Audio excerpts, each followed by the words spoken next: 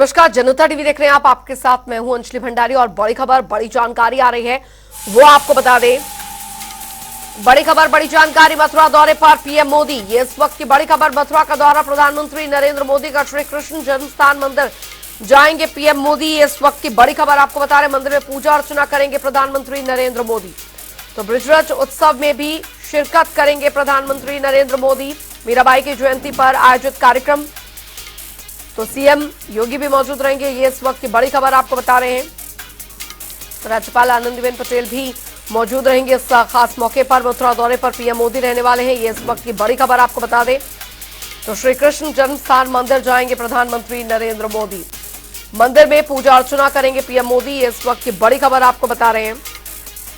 ब्रिजरथ उत्सव में भी शिरकत प्रधानमंत्री नरेंद्र मोदी करेंगे। मीराबाई की जयंती पर आयोजित कार्यक्रम, सीएम योगी आदित्यनाथ भी इस मौके पर मौजूद रहेंगे। राज्यपाल आनंदीबेन पटेल भी मौजूद रहेंगी। ये इस वक्त की बड़ी खबर आपको बता रहे हैं। मथुरा दौरा प्रधानमंत्री नरेंद्र मोदी का कई मायनों में महत्वपूर्ण यहां पर माना जा रहा है। श्री कृष्ण जन्मस्थान मंदिर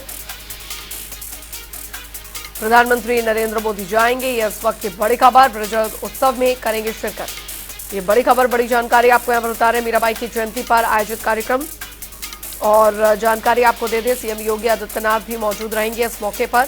राज्यपाल आनंदीबेन पटेल भी मौजूद रहेंगी। तो मथुरा दौरा प्रधानमंत्री नरेंद्र मोदी का बेहद महत्वपूर्ण। मथुरा दौरा, श्री कृष्ण जन्म स्थान मंदिर जाएंगे पीएम मोदी। मंदिर में पूजा अर्चना करेंगे। ब्रिजरथ उत्सव में भी शिरकत करेंगे। मीराबाई की जयंती पर आयोजित कार्यक्रम, सीएम योगी आदित्यनाथ भी मौजूद रहेंगे।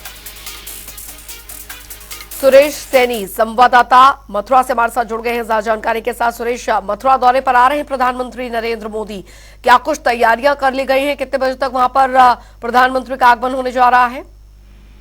जी बिल्कुल, जिस तरह से तैयारियां पूर्ण रूप से है और यहाँ पर जिला प्रशासन की पूरी तैयारी है कि प्रधानमंत्री लगभग 30 साल बाद मथुरा हो रहे हैं और वो भगवान श्री कृष्ण के जन्मस्थान जन्म करने 30 साल बाद उन्हें जाएंगे।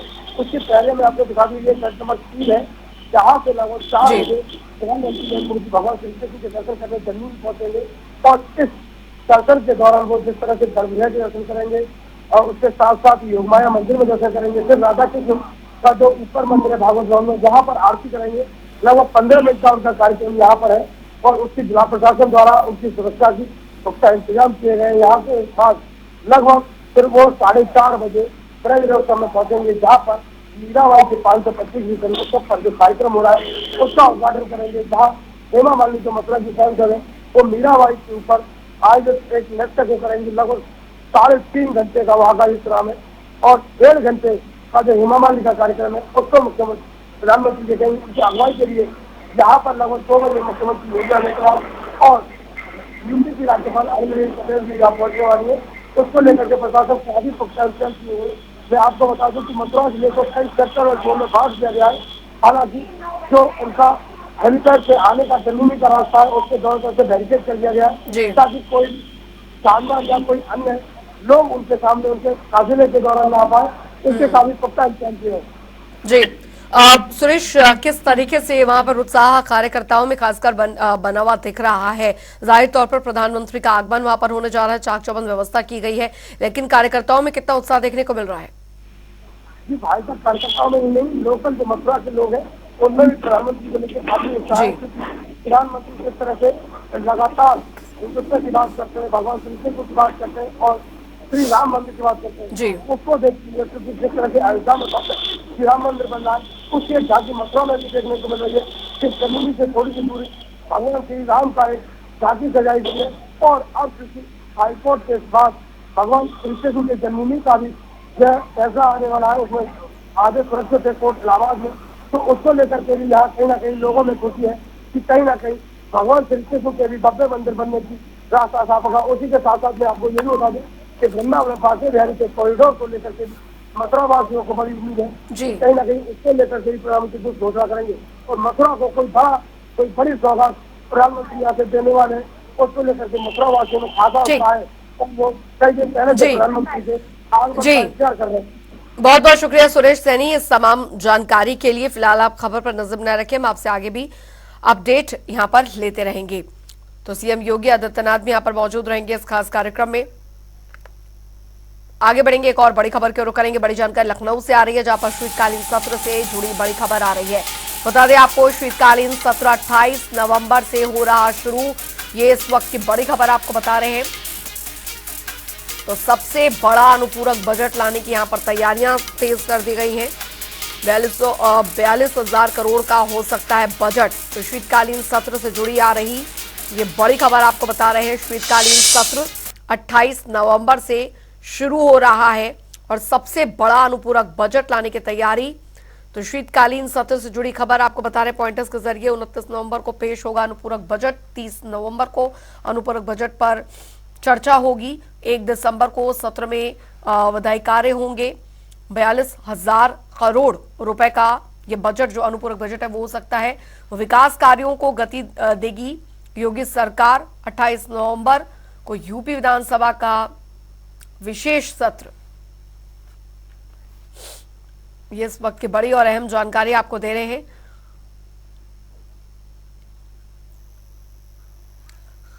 अनूप कुमार सिंह संवाददाता हमारे साथ सीधे जुड़ गए हैं ज्यादा जानकारी के साथ। अनूप, शीतकालीन सत्र की शुरुआत 28 नवंबर से होने जा रही है और कहा यह जा रहा है कि इस बार सबसे बड़ा अनुपूरक बजट लाने की तैयारी में है सरकार। बिल्कुल अंजलि, उत्तर प्रदेश में अनुपूरक बजट 28 सत्र जो है 28 नवंबर से शुरू की जा रहा है। उसकी रूपरेखा तैयार हो चुकी है। शीतकालीन सत्र के पहले दिन जब शुरू होगा तब विधायी कार्य के साथ साथ 30 तारीख को 29 तारीख को अनुपूरक बजट पटल पर रखा जाएगा। 30 तारीख को उस बजट पर चर्चा की जाएगी और 1 तारीख को विधायी कार्य होंगे। हालांकि बजट काफी छोटा है। 28 तारीख से 1 तारीख तक यानी 4 दिन का ही है। विपक्ष अभी से सवाल उठा रहा है कि सरकार छोटा बजट कराती है, समय नहीं देती है। जो जनता के जो सवाल होते हैं, जनता की समस्याएं होती हैं, वो बजट में उस पर चर्चा नहीं हो पाती, जिसके कारण तमाम जनता परेशान रहती है। लेकिन बजट भले ही बजट सत्र भले ही छोटा हो, धमाका बड़ा होने वाला है, क्योंकि उत्तर प्रदेश सरकार 2022 में जिस तरीके से संकल्प पत्र में वायदे किए थे, वो अब जो संकल्प पत्र में वादे रह गए थे वो इसी अनुपूरक बजट में समाहित होने वाले हैं। योगी सरकार की पूरी तैयारी है कि जो 2022 में संकल्प पत्र के वादे पूरे करने के बाद अब 2024 में जब चुनाव हो तो नए संकल्प पत्र के साथ जनता के बीच में जाएं। कुछ जो संकल्प पत्र में वादे, खासकर जो किसानों को सिंचाई की बिजली फ्री देने की बात संकल्प पत्र में कही गई थी, वो इसी बजट में समाहित होने वाली है। जो मेधावी छात्राएं थी उनको स्कूटी देने की बात कही गई थी, वो भी इसी बजट सत्र में समाहित होने वाले हैं। तो कुल मिला के कहा जा सकता है कि योगी सरकार अब तक का सबसे बड़ा बजट इस बार लाने की उम्मीद है। करीब 42,000 करोड़ का इस बार अनुपूरक बजट होगा। और पिछले बजट की बात करें तो 33,700 करोड़ का बजट पिछली बार सरकार ने पेश किया था। इस बार करीब 8,500 करोड़ ज्यादा बजट बढ़ा के पेश करेगी। तो विकास तमाम कार्यों को गति देने के लिए योगी सरकार इस बार अब तक का उत्तर प्रदेश के इतिहास में सबसे बड़ा बजट इस बार पेश करने जा रही है। हालांकि विपक्ष की ओर बात करें तो विपक्ष लगातार तैयारी कर रहा है कि उत्तर प्रदेश में कानून व्यवस्था, किसानों की समस्या, भ्रष्टाचार, किसानों की समस्याओं को लेकर तमाम सवाल उठाने की कोशिश करेंगे। सत्र छोटा है लेकिन धमाकेदार होने वाला है अंजलि। 28 तारीख को जब बजट सत्र की शुरुआत होगी तब देखने वाली बात होगी कि विधायक कौन कौन से, विपक्ष के क्या क्या मुद्दे होंगे इसमें। चलिए, आप नजर बना रखिए इस पर, आपसे आगे भी अपडेट लेते रहेंगे। बहुत बहुत शुक्रिया अनूप इस तमाम जानकारी के लिए। तो बता दें आपको कि 28 नवंबर से सत्र की शुरुआत यहाँ पर होने जा रही। सबसे बड़ा अनुपूरक बजट लाने की तैयारी में है योगी सरकार। बढ़ेंगे आगे। सपा अध्यक्ष अखिलेश यादव इटावा में निजी कार्यक्रम में पहुंचे और इस दौरान उन्होंने इटावा के कार्यों को लेकर दरअसल बीजेपी पर जमकर निशाना साधा। अखिलेश यादव ने कहा कि जब से भारतीय जनता पार्टी सरकार में आई है स्थिति बहुत खराब हो गई है। वो दिन दूर नहीं जब चीन या लद्दाख जैसे हालात हो जाएंगे। बीजेपी को इटावा में काम नहीं करना, फिरोजाबाद में काम नहीं करना, और सबसे महत्वपूर्ण यही इटावा से ग्वालियर से जुड़ करके लिपू लेक तक सड़क बननी थी। मुझे याद है जब चीन ने लद्दाख को अटैक किया था, उस समय समाजवादियों ने ये सरकार को सुझाव दिया था कि भविष्य में अगर हमें ज़रूरत पड़ेगी तो इस सड़क की ज़रूरत है जिससे फ़ौज समय पर पहुंच पाए। आप बताइए, पिछले सालों से, और 10 साल पूरे होने जा रहे हैं सरकार के, क्या ग्वालियर से इटावा होकर के लिपुलेख रोड 6 लेन बन गई? और यही जो यमुना पर, चंबल पे पुल जो बने हैं वो जर्जर हालत में। बताओ, सरकार सपने दिखाती है कि हम अर्थव्यवस्था दुनिया में तीसरे नंबर के पहुंच गए, दूसरे नंबर की अर्थव्यवस्था पहुंच गई, लेकिन सच्चाई देखिए, आपका पुल नहीं बना पा रहे, जो पुल कभी भी गिर जाएगा। उधर डिप्टी सीएम ब्रजेश पाठक वाराणसी पहुंचे, जहां वे बीएचयू के एमपी थिएटर मैदान में दरअसल छत्रपति शिवाजी के जीवन पर आधारित जानता राजा कार्यक्रम में शामिल हुए। बता दें कि इस दौरान डिप्टी सीएम ब्रजेश पाठक ने सभी पक्षी पार्टियों पर जमकर निशाना साधा।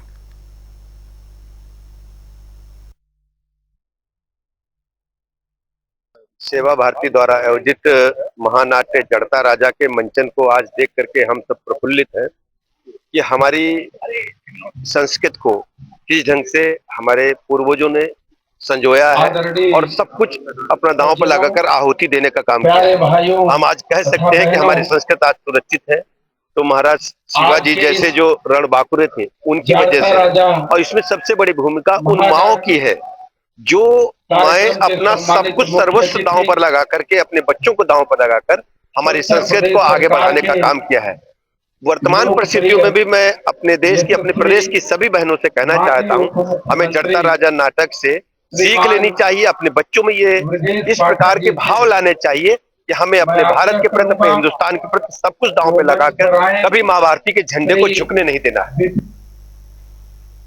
उधर जम्मू कश्मीर के राजौरी में बुधवार को आतंकियों के साथ मुठभेड़ में सेना के 2 अफसर और 2 जवान शहीद हो गए।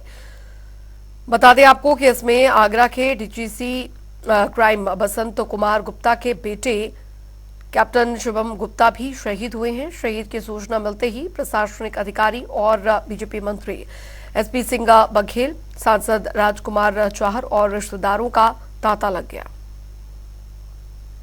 देखिए, बड़ी दुखद सूचना मिली। टीवी पे भी चल रहा था कि राजौरी में इस तरह से आतंकवादियों से कोई मुठभेड़ चल रही है।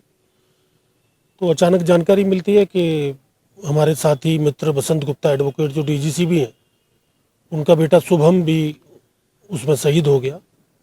दुखद है। अभी कुछ दिन पहले ही वो एक अफसर बन के आर्मी में गए थे, लेकिन उसका संकल्प था देश के लिए काम करना, देश के लिए काम करना, भारत माता के लिए काम करना।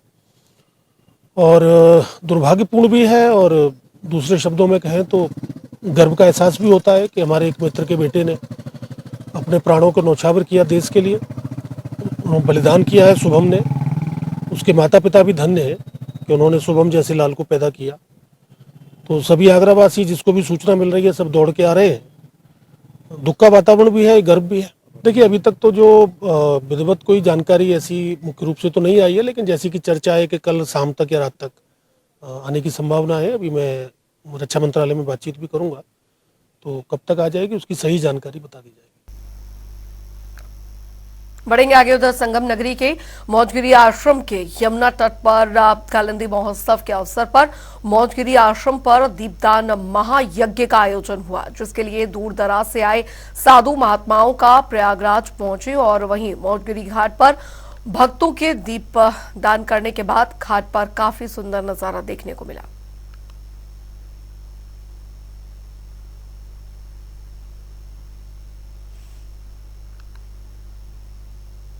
संगम तट के किनारे जहां सच्चा बाबा मौजगिरी आश्रम के बगल में जहां मौजगिरी घाट है, जहां आज दीपदान किया जा रहा है। लाखों दिए यहां जलाए गए हैं और सबसे बड़ी बात है कालिंदी महोत्सव जो कि कार्तिक माह की शुक्ल पक्ष में होता है, और आज यहां पर कालिंदी महोत्सव के तहत ये दीपदान किया जा रहा है। आपको हम दिखा रहे हैं यमुना तट पर किस तरह से यहाँ पर दीपदान किया गया है, मानो आसमान से तारे जमीन पर आ गए हों, और जिस तरह से यहाँ लाखों दीप जलाए गए हैं और भक्तगण यहाँ पहुंचे हैं और कायदे से यहाँ दीप उत्सव मना रहे हैं। हमारे साथ कुछ लोग भी हैं, यहाँ हम बात करेंगे। ये बताइए, आज यहाँ दीपदान किया जा रहा है, किस तरह से, क्या इसका महत्व है? देखिए, इसका महत्व बहुत ज़्यादा होता है क्योंकि यहाँ पर एक साथ लाखों दीप जो है यहाँ पर आज प्रज्वलित किए जाते हैं और इसके साथ ही साथ देश की उन्नति के लिए कामना भी की जाती है।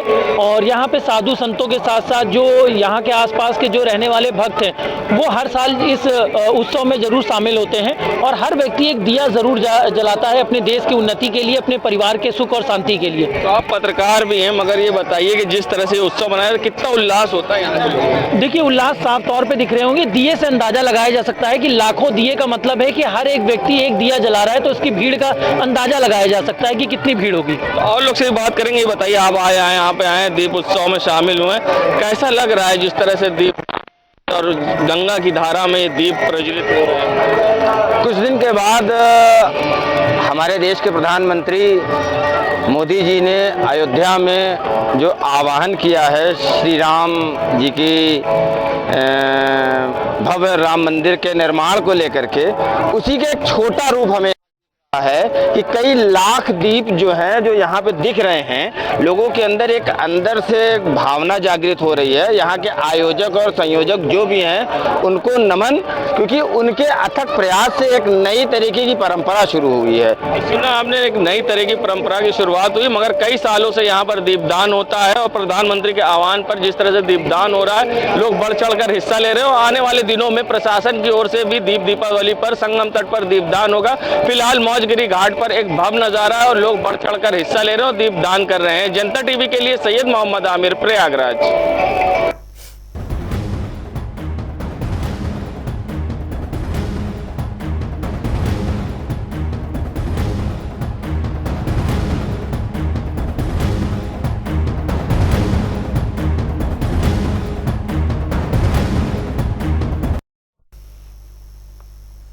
चलिए अब बात करेंगे सांसों की जंग की, जो कि काफी दिनों से अटकी पड़ी है। बता दें आपको, उत्तरकाशी टनल हादसे में बड़ा ये अपडेट आया है। बताया जा रहा है कि आज ये 41 मजदूर जो हैं आखिरी पड़ाव में हैं और जो रेस्क्यू ऑपरेशन अपने आखिरी पड़ाव में है।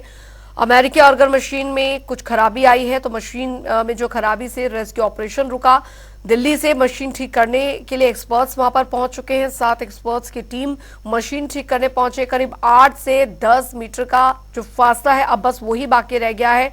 12 दिन से टनल में जो ये मजदूर हैं वो फंसे हुए हैं, तो अभी कुछ ही समय जो है वो अभी शेष रह गया है। और व्यवस्थाएं आप देखिए अस्पताल में जो है, नजदीकी अस्पताल में वो पूरी यहां पर कर दी गई हैं, ताकि जैसे ही 41 मजदूरों को सकुशल रेस्क्यू किया जाता है उसके बाद तुरंत उन्हें इस अस्पताल में लाया जाएगा, क्योंकि 12 दिन हो गए हैं। 12 दिनों से वो 41 जो मजदूर हैं वो उस टनल में फंसे हुए हैं।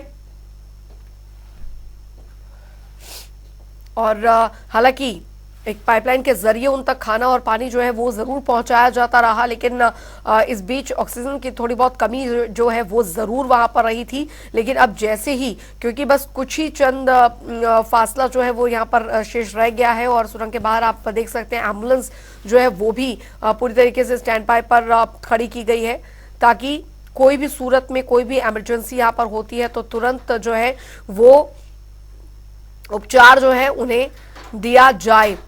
तो आखिरी पड़ाव पर रेस्क्यू ऑपरेशन है और अमेरिकी ऑर्गन मशीन को ठीक करने पर के लिए जो टीम है वो वहां पर पहुंची हुई है, क्योंकि अभी कुछ कल खराबी आई थी जिस वजह से जो रेस्क्यू ऑपरेशन है वो रुक गया था। तो ये टनल हादसा और बड़ी अपडेट, क्योंकि लगातार जो एक्सपर्ट्स की टीम है वो इस पर नजर बनाए हुए है और आखिरी पड़ाव पे बताया जा रहा है कि ये जो रेस्क्यू ऑपरेशन है वो बना हुआ है। ऐसी स्थिति में अब हर पल जो है वो काफी ज्यादा महत्वपूर्ण यहां पर होता जा रहा है।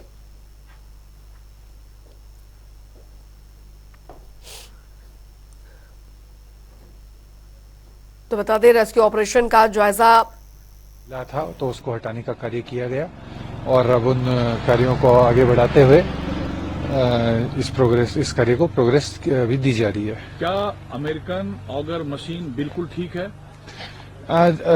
मशीन काम कर रही है और बीच बीच में जहां आवश्यकता पड़ रही है उसको मतलब कहीं वेल्डिंग इत्यादि की तो वो करके उसको काम कराया जा रहा है। हमारे सामने कितने मीटर पाइपलाइन डालने की चुनौती बाकी है? इसकी एग्जैक्ट फिगर देना इस समय पे मुश्किल है, पर मैं ये कह सकता हूं कि हम अधिकांश जो दूरी है वो पूरी कर चुके हैं और थोड़ा ही काम बचा है, पर कुछ टेक्निकल जो चैलेंजेस आ रहे हैं उनको लगातार हमारी टीम्स ओवरकम कर रही है। क्या हम ये जान सकते हैं एक पाइपलाइन डालने का काम बचा है या दो?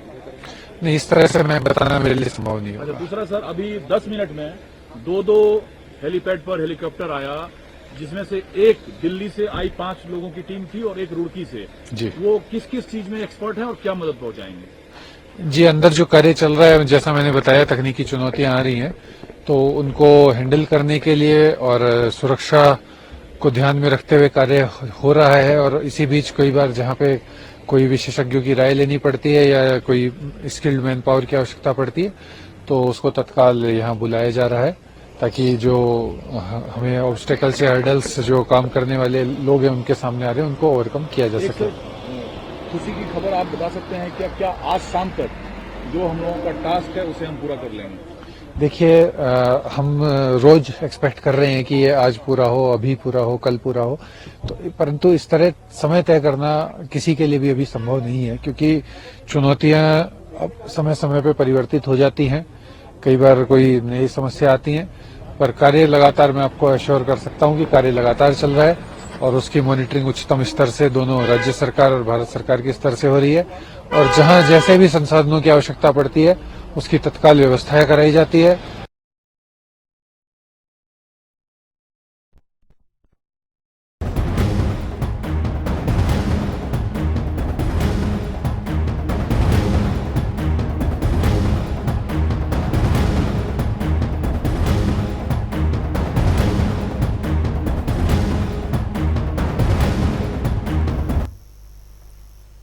और चलिए अब रुक करेंगे 2 मिनट में 10 बड़ी खबरों की और फटाफट अंदाज में। कानपुर में साइबर फ्रॉड को लेकर पुलिस अलर्ट और पेटीएम अधिकारियों के साथ की बैठक, साइबर फ्रॉड के बारे में दी गई जानकारी। प्रतापगढ़ में बेखौफ बदमाशों की मनमानी, ऑटो चालक को पीट कर उतारा मौत के घाट, मामले की जांच में जुटी पुलिस। प्रतापगढ़ में पेड़ से लटका मिला युवक का शव, परिजनों में मचा कोहराम, पुलिस ने शव का कराया पोस्टमार्टम। प्रतापगढ़ पहुंचे बीजेपी के नवनियुक्त जिला प्रभारी कौशलेंद्र सिंह पटेल, कार्यकर्ताओं ने किया भव्य स्वागत। वोटर चेतना महाअभियान कार्यक्रम में हुई धूमधाम से बनाया गया बाबा खाटू श्याम का जन्मोत्सव, रामलीला मैदान में निकाली गई शोभा यात्रा।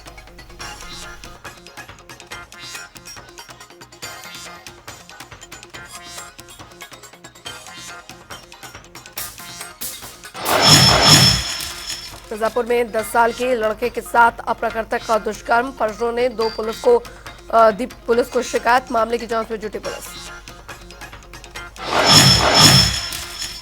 झांसी के मंजुवारा में सड़क निर्माण न होने से परेशानी, विशाल किसान पंचायत का आयोजन, किसानों ने दी आंदोलन करने की चेतावनी। मुरादाबाद में सहायक आयुक्त खाद्य की कार्रवाई जारी, किराना स्टोर पर मारा छापा। कानपुर देहात में तेज रफ्तार कार पेड़ से जा टकराई, भीषण सड़क हादसे में 4 लोगों की मौत, 5 हुए घायल। आगरा में किसान पर हुआ जानलेवा हमला, घटना सीसीटीवी में हुई कैद, किसान को कराया अस्पताल में भर्ती। चलिए इसी के साथ इस बुलेटिन में अभी के लिए फिलहाल इतना ही, वक्त एक छोटे से ब्रेक का।